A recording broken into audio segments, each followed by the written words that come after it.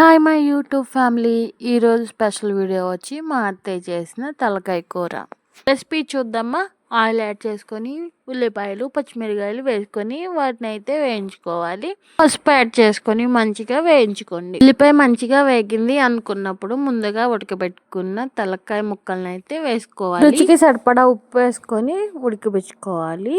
అల్లం వెల్లుల్లి ధనియాలు గసగసాలు వేసి పేస్ట్ బట్టి ఆ పేస్ట్ అయితే యాడ్ చేశాను. అల్లం వెల్లుల్లి పేస్ట్ మొక్కలకంతా పట్టేలాగా ఒకసారి అయితే కలుపుకొని మూత పెట్టి ఉడికించుకోండి.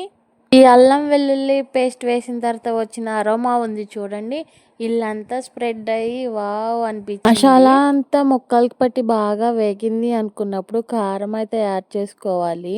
దీనిలో కారం ఎక్కువే పడుతుందంట. మీరు స్పైసీ ఎక్కువ తినే వాళ్ళైతే కొంచెం ఎక్కువే యాడ్ చేసుకోండి. చూడండి ఆ కలరు ఆ కర్రీ చూస్తుంటేనే తినేయాలనిపిస్తుంది కదా. ఇక్కడ మా అత్తయ్యకి అయితే కారం సరిపోలేదని కొంచెం యాడ్ చేశారు. తగినంత వాటర్ పోసుకున్నారు. ముక్కలు మునిగే వరకు అయితే వాటర్ పోసుకోవాలి. మూత పెట్టి కొంచెంసేపు ఉడికించుకోవాలి. నీళ్లు కొంచెం తెరులుతున్నాయి అన్న టైంలో మెదడును కూడా వేసి ఉడికించుకోవాలి. లాస్ట్లో కొద్దిగా గరం మసాలా కొత్తిమీర యాడ్ చేసుకుంటే మన కర్రీ అయితే రెడీ. సబ్స్క్రైబ్.